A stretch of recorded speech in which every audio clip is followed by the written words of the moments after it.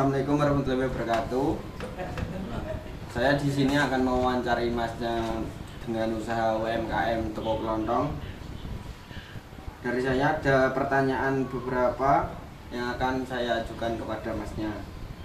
Yang pertama, bagaimana cara usaha ini mencatat pemasukan dan pengeluaran kas sehari-hari? Baik, izin menjelaskan sedikit ya, bahwasanya memang toko kelontong milik saya itu mungkin tidak terlalu besar ya. Namun untuk pengeluaran arus kas sendiri pasti ada pencatatan tersendiri. Entah itu mulai dari pengeluaran untuk membeli rokok atau kebutuhan-kebutuhan rumah tangga yang lainnya, misal seperti garam, minyak ataupun beras. Nah, itu kalau dari saya pencatatannya itu per minggu ya, karena tidak bisa dipastikan juga kita membeli bahannya itu per hari atau per 2 hari. Jadi biar lebih pastinya saya menghitung pengeluaran dan pemasukan itu per minggu. Jadi biar lebih istilahnya terstruktur lah pemasukan sama pengeluaran. Jadi kita bisa membedakan antara laba ruginya per bulannya. Seperti itu kurang lebih, Mas. Baik, selanjutnya untuk pertanyaan, bagaimana cara usaha ini menangani transaksi tunai apa non tunai yang dilakukan secara bisa QRIS, transfer bank apa cash, gimana itu, Mas?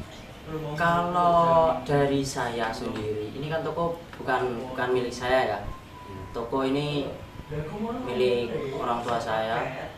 Kalau pembayaran itu kebanyakan orang-orang sini pakai cash.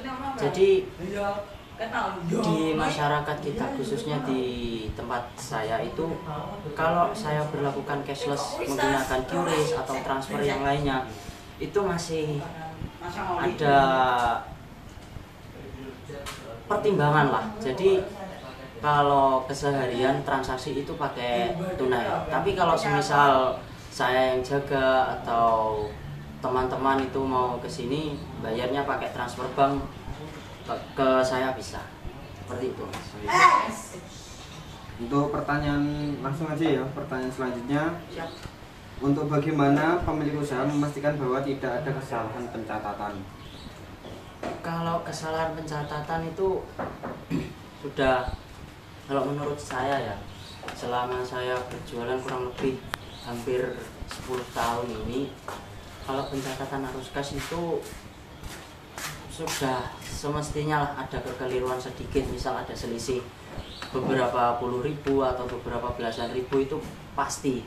Cuman kalau dari saya untuk mengantisipasi adanya kesalahan ya, kesalahan dalam perhitungan ya, Mas. Ya. Nah, itu setiap kali ada pembeli, entah itu pembelian 1.000 ataupun 2.000, itu pasti saya tulis, entah itu beli jajan atau beli minuman-minuman yang lainnya, itu pasti saya tulis entah 1.000, 10.000, atau bahkan pernah itu sekali belanja 50.000. Nah, itu pasti saya tulis pemasukan hari ini sekian sekian sekian.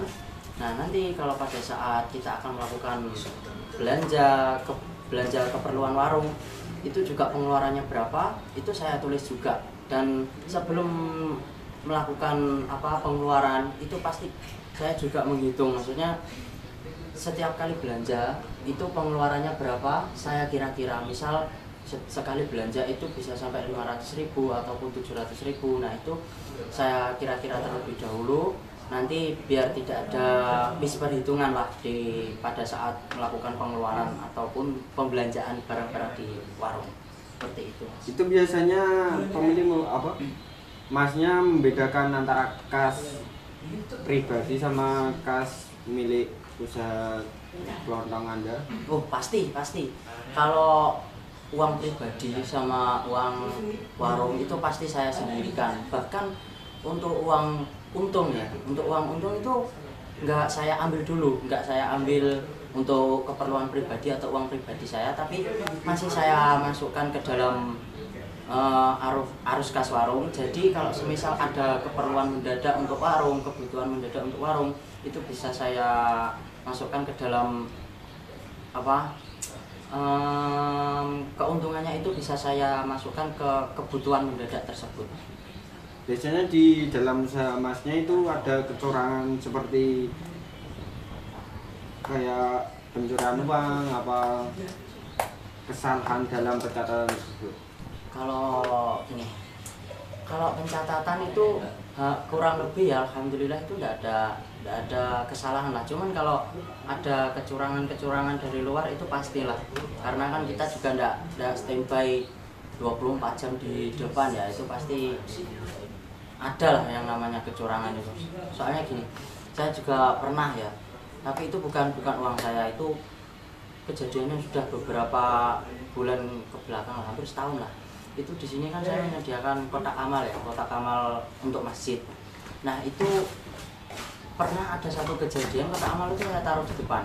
Ya mungkin lepas dari pengawasan, suatu ketika saya itu baru menyadari bahwa kotak amal itu hilang.